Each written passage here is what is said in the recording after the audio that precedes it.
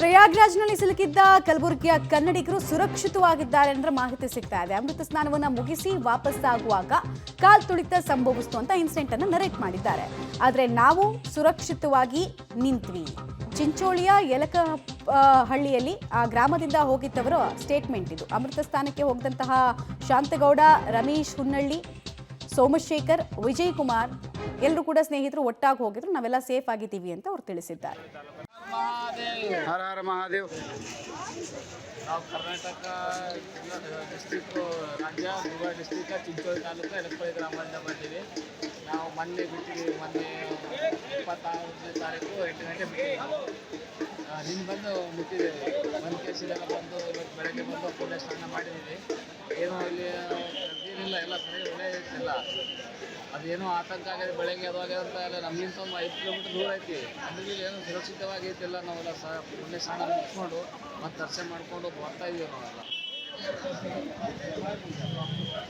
ಬಂದು ವಾಪಸ್ ಹೋಗ್ಲಕತ್ತೀವಿ. ಇಷ್ಟೇ ಏನಪ್ಪ ಅಂದ್ರೆ ಊಟ ಸ್ವಲ್ಪ ವ್ಯವಸ್ಥೆ ಆಸ್ತೆ ಐತಿ ಅಷ್ಟೇ, ಮತ್ತೇನಿಲ್ಲ.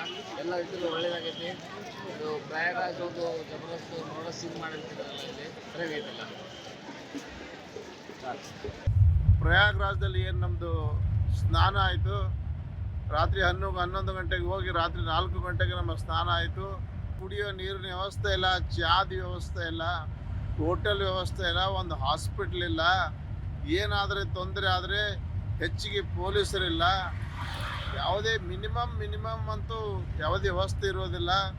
ಅಲ್ಲಿ ಸ್ತ್ರೀಯರು, ಚಿಕ್ಕ ಮಕ್ಕಳು, ಹಿರಿಯರು ಇಂಥ ತೊಂದರೆ ಅನುಭವಿಸ್ತಾ ಇದ್ದಾರೆ, ಹೇಳಲಿಕ್ಕೆ ಸಾಧ್ಯವೇ ಇಲ್ಲ. ಅದು ದಯಮಾಡಿ ಇಲ್ಲಿ ಬರೋರು ಭಾಳಷ್ಟು ಸಲ 2-3 ಸಲ ವಿಚಾರ ಮಾಡಿ ಬರಬೇಕು. ಯಾಕಂದರೆ ಎಲ್ಲಕ್ಕಿಂತ ಮುಖ್ಯದಲ್ಲಿ ನಮ್ಮ ಜೀವ ಮುಖ್ಯ. ಇಲ್ಲಿ ಥಂಡಿರೋದ್ರಿಂದ, ಇಲ್ಲಿ 5-6 ಡಿಗ್ರಿ ಉಷ್ಣತೆ ಇರೋದರಿಂದ ಭಾಳಷ್ಟು ತೊಂದರೆ ಅಂದರೆ ಭಾಳಷ್ಟು ತೊಂದರೆ. ನಾವು ಭಾಳಷ್ಟು ತೊಂದರೆ ಅನುಭವಿಸಿ ಈಗ ಹೊರಗೆ ಬಂದಿದ್ದೇವೆ. ಇವತ್ತು 29ನೇ ತಾರೀಕು ಶಾಹಿ ಸ್ನಾನ ಇರೋದರಿಂದ 30 ಕಿಲೋಮೀಟರ್ವರೆಗೆ ಟ್ರಾಫಿಕ್